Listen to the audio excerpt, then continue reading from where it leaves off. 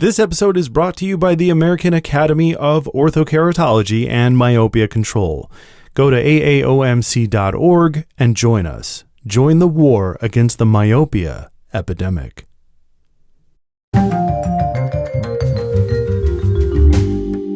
Welcome back to the Corrected View podcast. This is a podcast about orthokeratology. It's a podcast about myopia control, and it's about the people who are devoted to its role in specialty care. And I have one of those special people with me right now. She's a fellow of the AAOMC. She's a board member of the Academy, and she's also one of our all-stars of the Academy, and that is Dr. Somi Oh. Somi, welcome to the Corrected View. Hey, hi. So good to see you, Matt.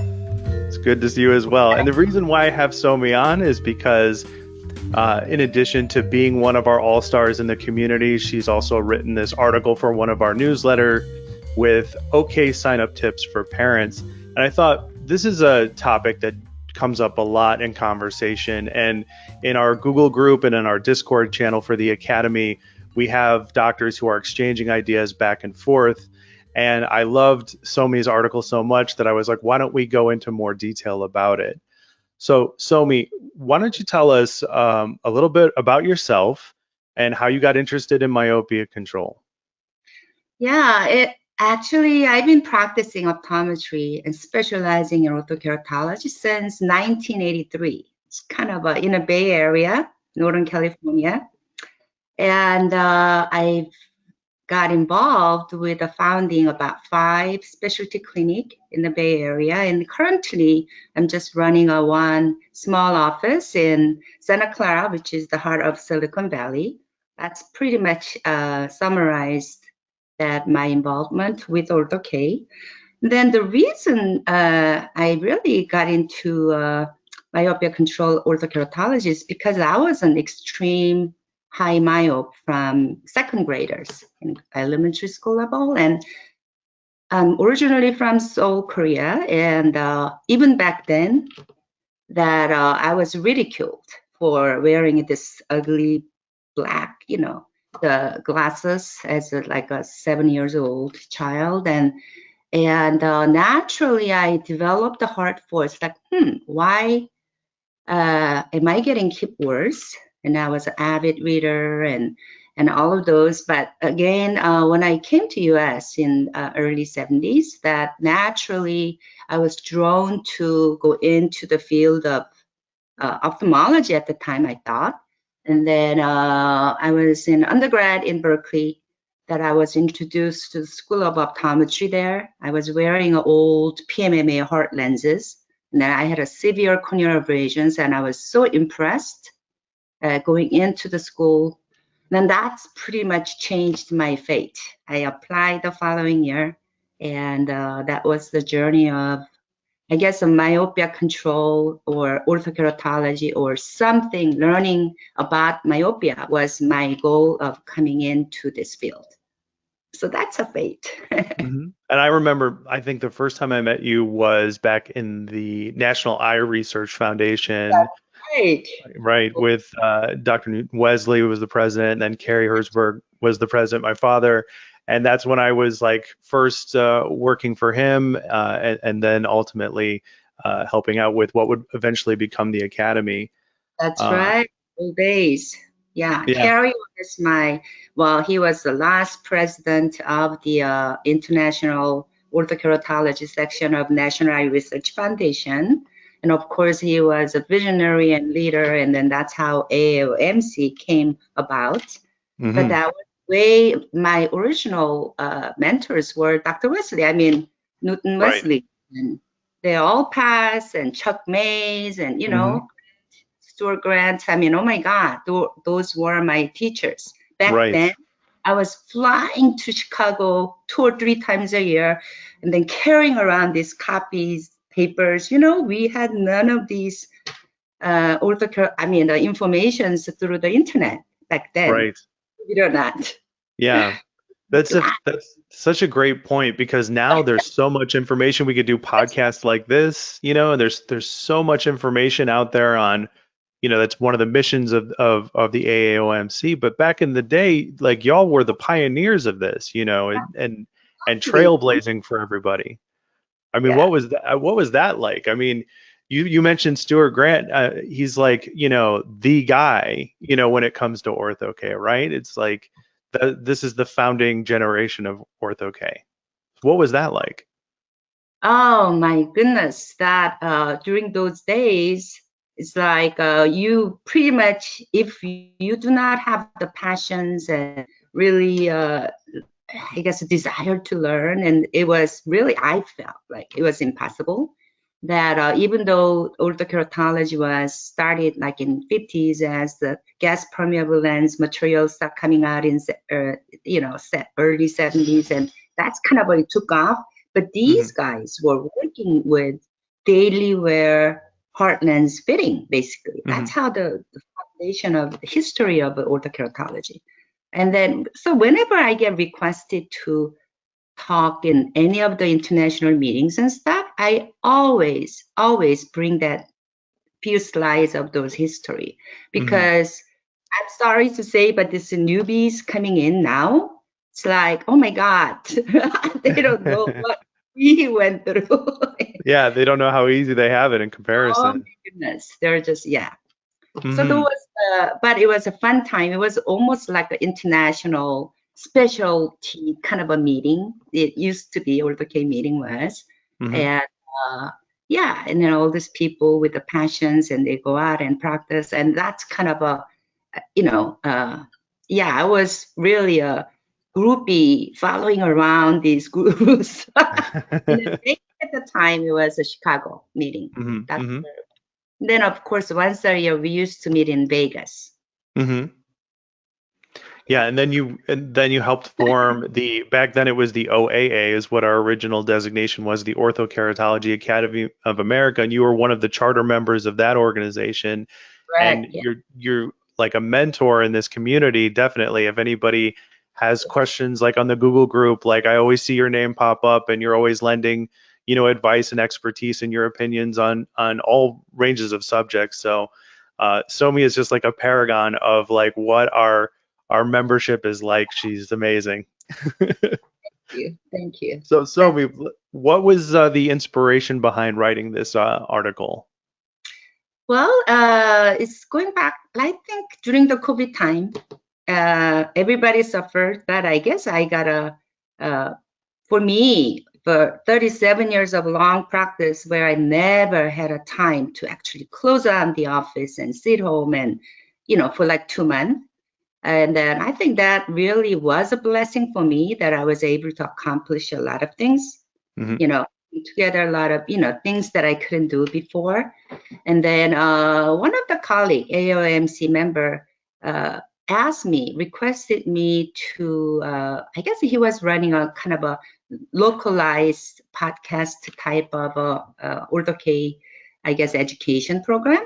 So he asked me, as an expert, would you like to talk about that? How can we convert parents sitting in your exam room, and how can we convert them to really join the myopia control program?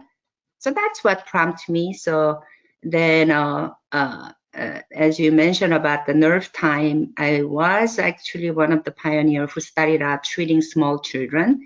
So I was requested to do a lot of talks during those days.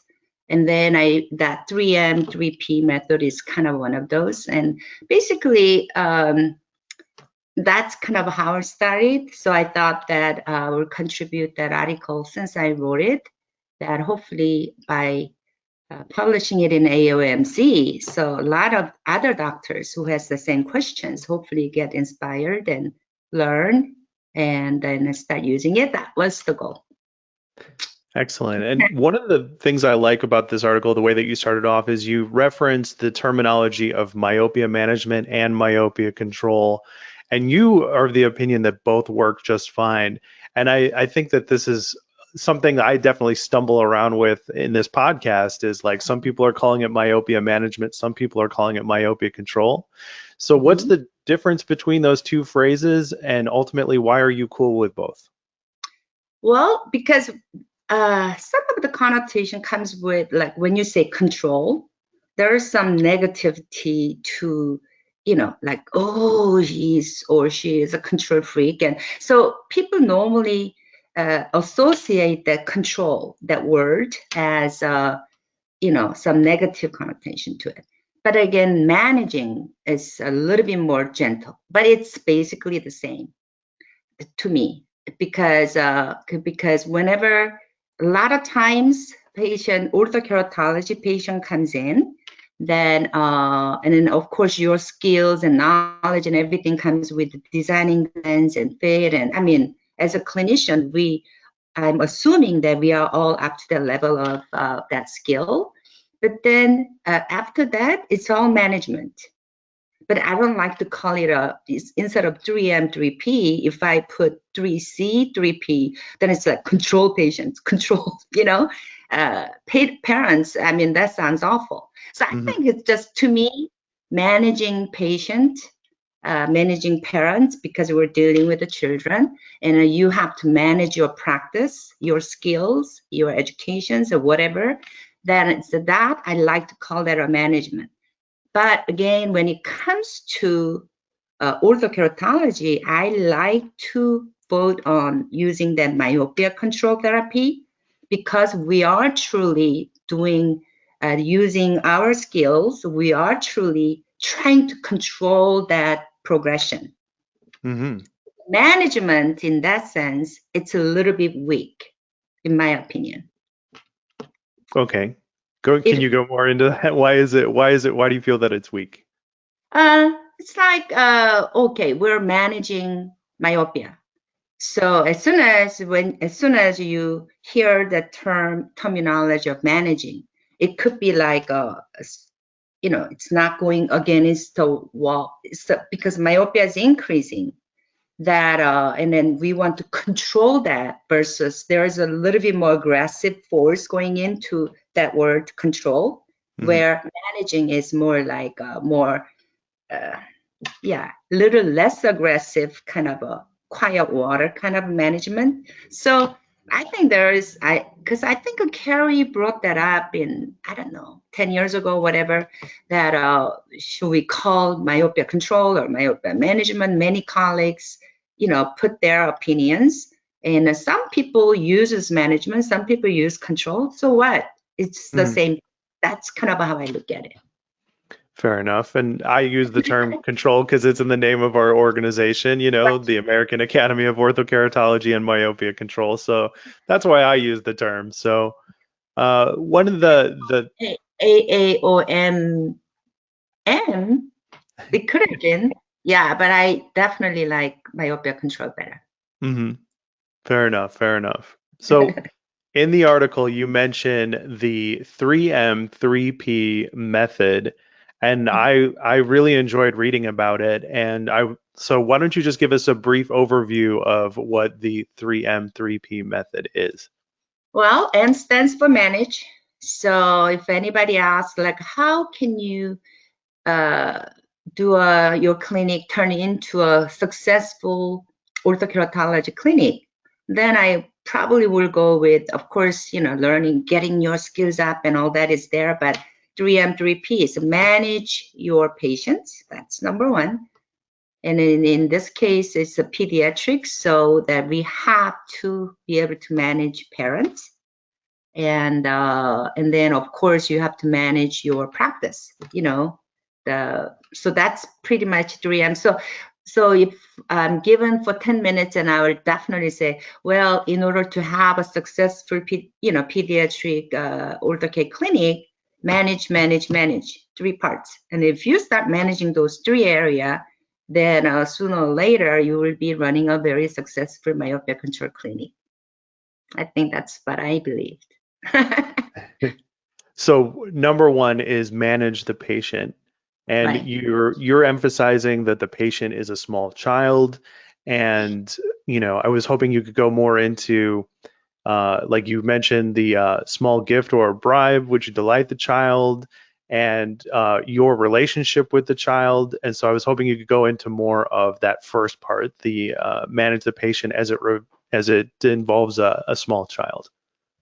Yeah, when I first started out treating small children, even my colleagues and close friends, and they were very concerned at the time. You know, as you know, orthokeratology was off-label treatment anyway to begin with, and it was practiced only on adults. Daily wear orthokeratology was it.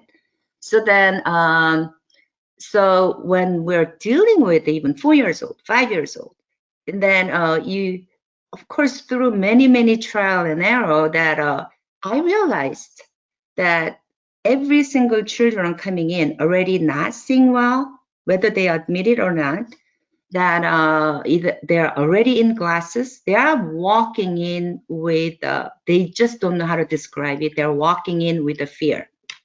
Because I had that when I was a child. That I got the glasses, I see the world so clear, then thinking right away, oh my God, what if I get worse and I go blind? And we kind of have to really recognize that fear of that little child is sitting in your exam chair. And then I think it's just you have to become that child. And first thing I think as a clinician, when we deal with the small children, especially if the doctor's not parents, they don't have a child, or that you kind of have to go back to, before you do anything, I think we have to become a child in that eye level. If I'm dealing with a 4 years old, I have to become in the memory of my, when I was 4, or you know, as a mother that I have, when I'm dealing with my 4 years old son, kind of like that. So I think that eye level encounter is very important, and I think we have to try to earn that child's trust first, and recognize that fear. And you have to, I think we have to approach very in that level. And then once we gain their trust, then it's much easier to communicate. So that's what I mean by that eye level.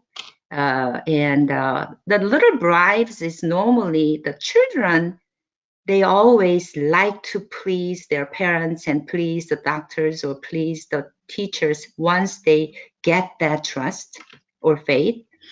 So I developed in various forms in the past 37 years, like something small, but something unique. And then I always, currently, I found this little hand-painted little animals with a moving head.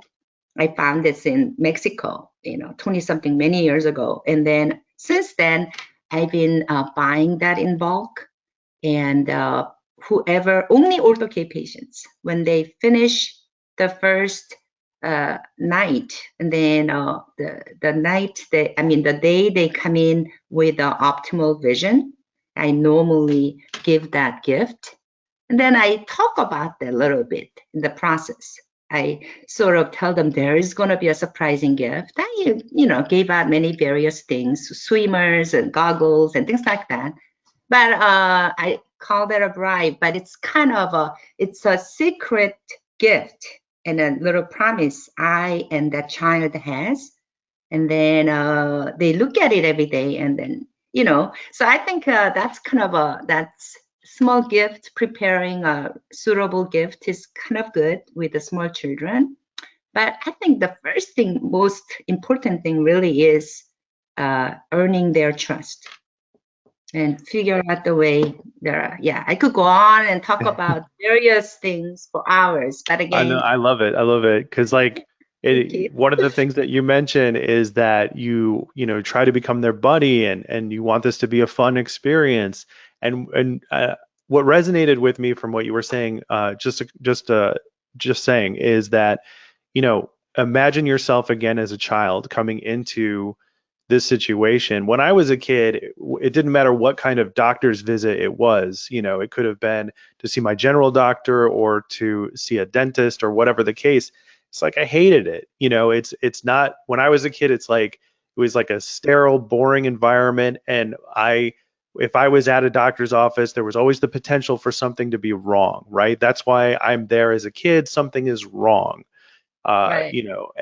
And So I like what you were saying about how you have to change that dynamic, change that experience, and try to make it fun and develop that relationship with the kid. I'm wondering because a lot of the time this question comes up is people are always wondering like, what is the youngest child that you fit? So I mean, you're an expert. What is the youngest child you fit with an Ortho K lens? Believe it or not, 3.5 years old. Really?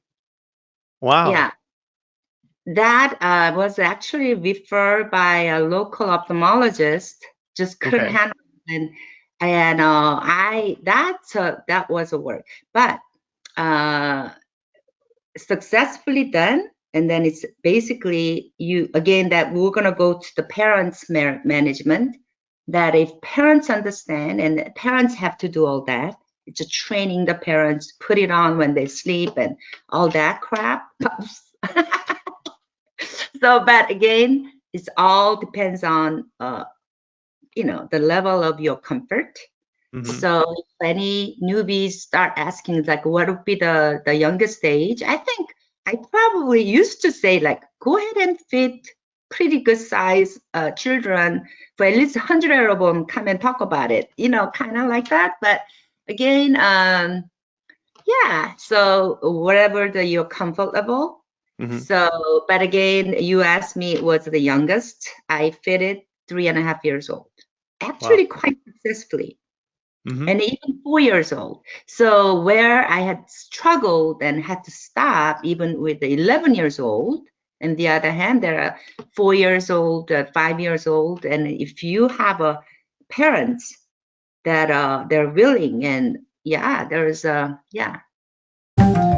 This podcast is made possible by the American Academy of Orthokeratology and Myopia Control. If you want to learn how to do Ortho K, then we can teach you. If you're looking for a passionate community of like-minded experts, then consider becoming an AAOMC member. Or if myopia management just isn't your thing, that's okay too. Use the AAOMC online doctor search tool to refer your myopia management patients. For more information, visit aaomc.org and join us. Join the war against the myopia epidemic. Yeah, that's the part two is manage parents. And so like what is the secret sauce? What's the specialness of managing parents? Like you mentioned this term eye level, meaning like their perspective, the parent's perspective, the patient's perspective. So what is the parent's eye level and like what is the secret to managing parents? Yeah, like in 30 years ago, 20 years ago, it's a little different than now doing an ortho K, because a lot of parents are already coming in with tremendous information out there.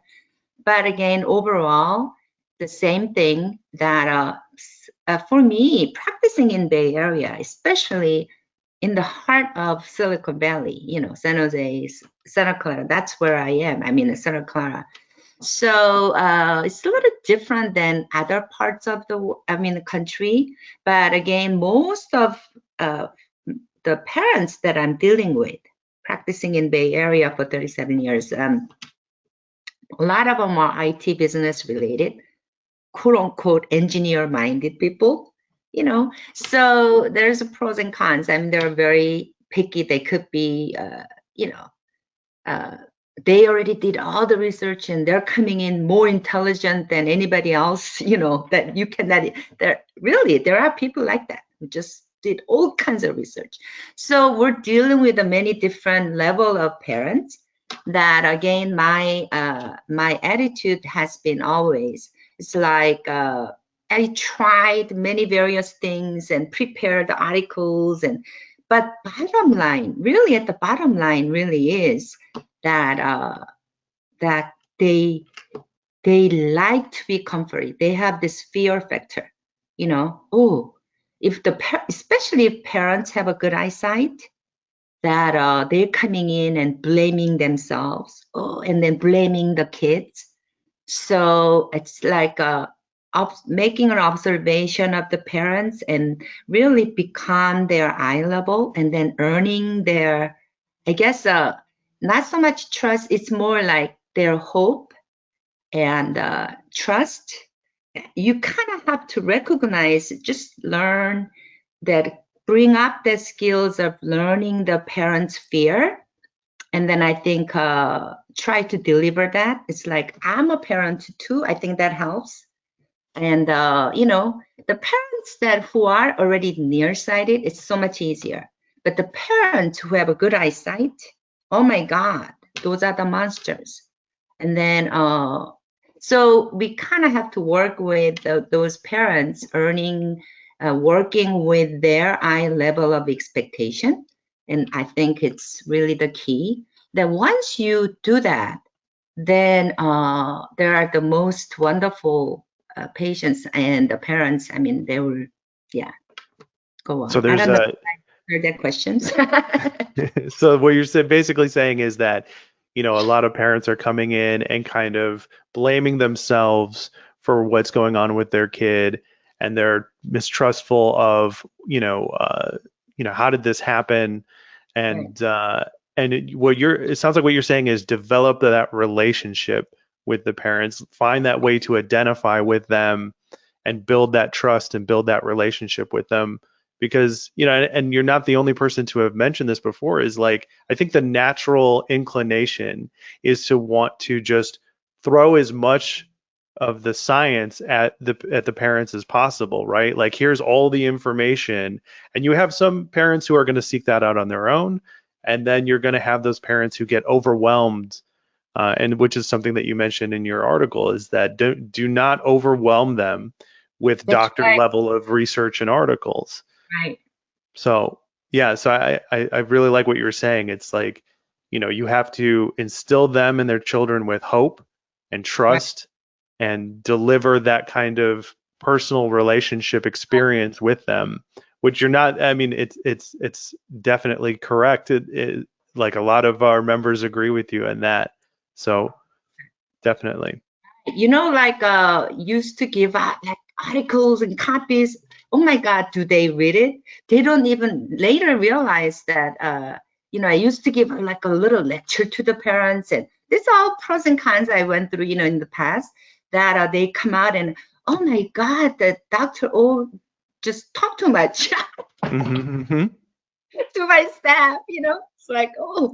So I realized, and I went through those trial and error type, but again, giving bunch of information, I made copies, and they're not all the parents, even engineers, they may Mm-hmm. come in with a bunch of information, but bottom line is, can you help my child? Mm-hmm. That's it. Yeah, and Huh? I was hoping you could also speak to, given that you are from that pioneer pedigree, and things are definitely easier for docs now in comparison. And it's like, you come from an experience where it's, like you said, trial and error. And I think we have a lot of people now who, they know that the myopia epidemic is a problem, and they know they need to do something about it. But there's this mentality of dabbling in it. And in the AAOMC, we were beating this drum. This is, do not dabble, like, give it everything you got. And so, like, what would your advice be to someone who's just getting into Ortho K as a doctor, and like, what kind of, like, they start hitting those roadblocks, like, as a person who pioneered this, like, what kind of advice can you give those new to Ortho K docs, like, that they should not give up, don't dabble, keep going, trial and error? Is there any advice you can give them?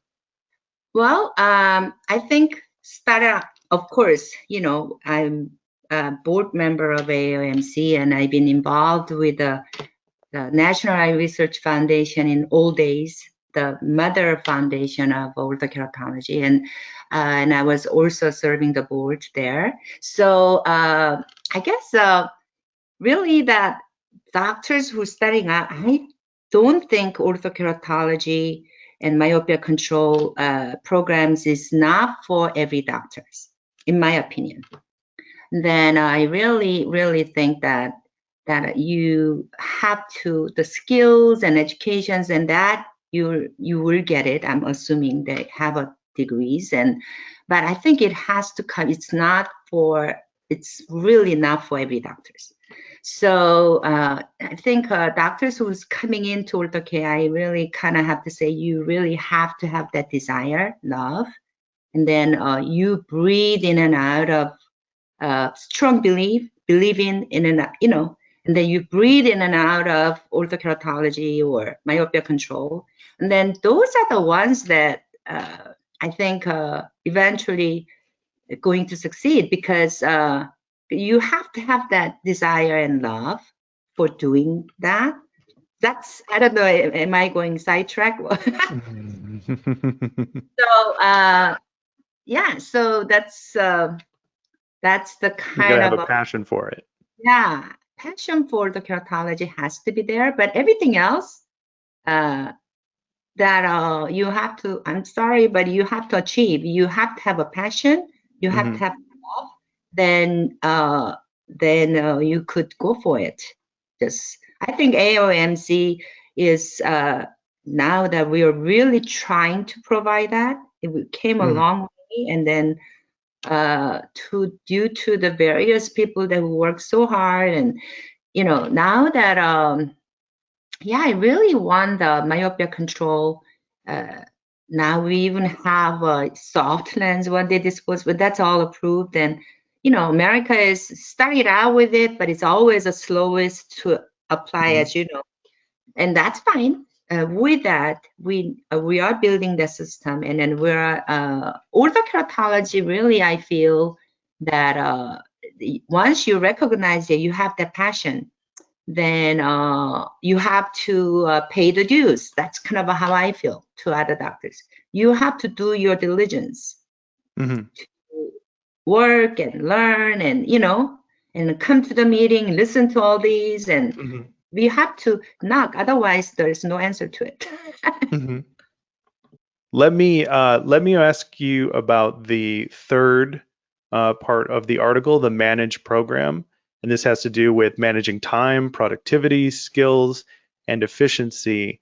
And I was wondering, I think about like doctors who have built their practice and are new to ortho K. It's like their practice isn't really set up to handle, like, it's set up for glasses, it's set up for treating diseases, it's set up for the standard eye care practice, but it's not really set up for spending a lot of time with the patient, as a lot of ortho K patients require. And so I was wondering if you could go into your third component and how that would relate to like a new to ortho K doctor. Like, how do they go from having your standard eye practice to having like a kick-ass ortho K practice like yourself? Just there is always a starting point. That's why our AAOMC is standing for. And then before the AAOMC, the National Eye Research Foundation was there. That's where the orthokeratology was actually birthed. So I really recommend any doctors don't rush into just doing a CRT, the certification and jumping into the ortho K, then you will fail. I have to literally tell you that you will fail, and then you're gonna bad mouth on other hardworking other orthokeratologists, and that's actually not fair. I think I'm just speaking to all the colleagues that I think that's why I said it's not for every doctors, but it's really you have to birth with that passion. And I think to really do something about the myopia control. And, we know that myopia is epidemic, it's increasing. And when I lectured in Shanghai year 2016, that a meeting that I talked about what's going on in Korea, South Korea, 98% of college entering South Korean males were myopic. So that was the number one. It's nothing to be proud of. It was not 30 years ago. So when I even researched that, I was surprised. 98% of 18 years old South Korean male are myopic.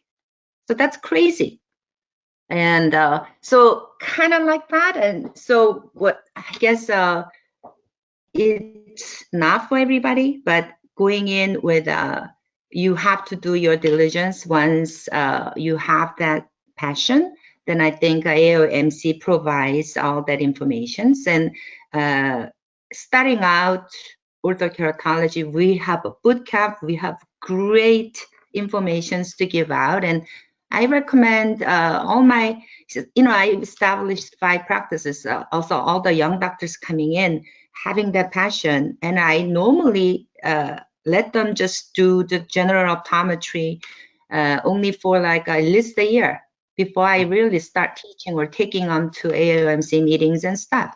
So that's, so that's kind of what I do. But again, and what I do is not always correct. But the point I'm trying to tell you is that you develop the passion and you prepare yourself as a young doctor who has a desire for myopia control, and come to our meetings and talk. We have a mentor programs, and you have to knock on the door to get what you want.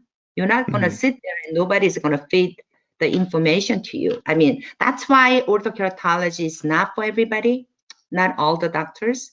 That you have that desire and hunger.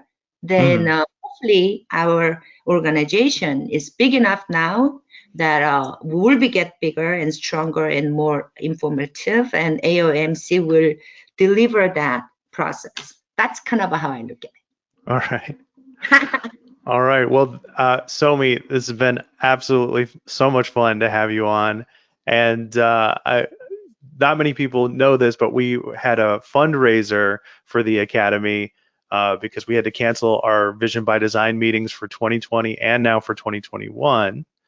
And Somi came into the rescue and donated to the Academy at the lifetime member level. And this is incredible. And I just wanted to officially thank you. And we're going to be thanking you on every episode of the podcast in a special shout out section. And we got to talking with Somi, and she donated her lifetime membership back to the Academy. So when we do another fundraiser, we're going to put that lifetime membership into that fundraiser in some way, shape, or form, and give other members the opportunity to get it, basically to get lifetime membership because of her generosity. So I just just wanted to say thank you so much for that and recognize you officially on the podcast. And we're going to have you back on the podcast for another subject of your choosing as an additional part of the benefit of your sponsorship levels, or I'm sorry, of your donation level. So Somi, thank you so much for doing that. Thank you for wonderful work, Matt. You're just the best. It's easy working for our board of directors because we have such amazing people like Somi that are so easy to work with, and so it's no problem for me.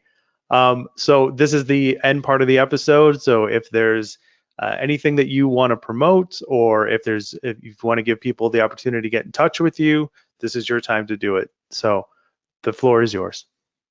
Yeah,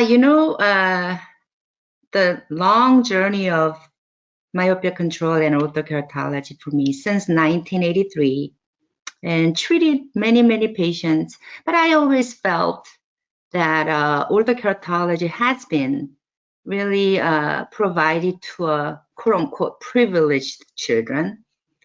So far, probably now, of course, in US and even all over the world now that we have 7 chapters, and I was in India last year 2019. I was in Vietnam in 18, and so it's just my heart really is for how soon that how can we help these children who is becoming myopic, regardless of their socioeconomic status, that I really a seasoned practitioner like me who's been doing, and hopefully even the new starters, that I want to have some kind of a foundation or something that we could start treating underprivileged children.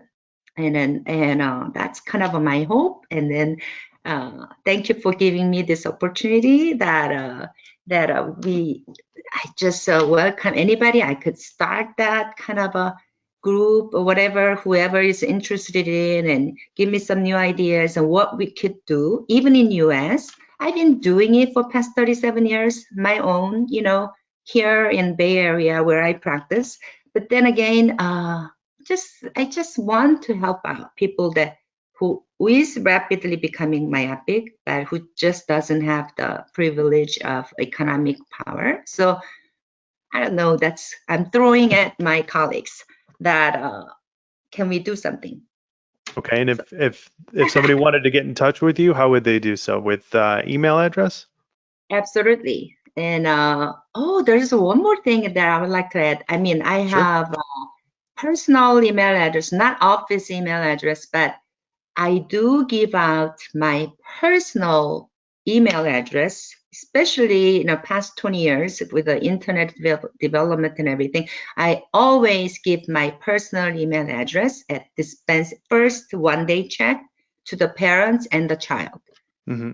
So I could communicate with them directly rather than, they call the office or whatever. And then again, whether you like it or not, that's what I've been doing. And I think I was able to serve those patients so much better. In the same token, my personal email address to any doctors who want to discuss anything, like especially this particular issue, that how can we help underprivileged children all over the world, even in US, that who needs ortho-K. That's kind of my next mission. And then my personal email address is my name, Dr. Somi Oh, DRSOMIOH @gmail.com. Awesome. DRSOMIOH @gmail. So that's it. I think anybody who wants to get involved with this particular little project I have, then welcome. And also, think about giving out your personal email address to your patients. Oh my God, you will be surprised how much more you could help them. It goes a long way to helping develop that relationship with them, that they have that kind of access to you. Yeah, that's right. All right. Well, thank you so much for coming on the program. And if anybody out there has any questions about this episode or anything we've talked about on any episode of The Corrected View, our email address for the show is thecorrectedview@gmail.com. And if you like what you've been hearing in this podcast, you should consider supporting the AAOMC. We have awesome people in it like Somi, and they give their time, they give their actual money to support this organization by becoming a standard member of the AAOMC. And so if you want to see more content, if you believe in what we do, if you want to become a part of this passionate community of men and women who are devoted to specialty care, then go to aaomc.org and click on that practitioner button and become a member. Somi, thanks again. I'm really looking forward to having you back, and we're going to talk about a subject of your choosing. We're going to do a whole episode about it. So I'm very excited to record that next episode with you. Thank you. Thank you so much for having me. All right. Well, that's it for this episode of The Corrected View. And if you enjoyed this podcast, be sure to thank the standard members of the American Academy of Orthokeratology and Myopia Control, whose annual dues and support make it possible for the AAOMC to put out education, awareness, and content like this. And I'd also like to give a special shout out that I'm going to be giving out at the end of every Corrected View episode for 1 full year. And that shout out goes to Dr. Somi Oh for her very generous contribution at the lifetime member level of our fundraiser. Thank you to everyone who contributed and keeping the AAOMC alive. You are awesome.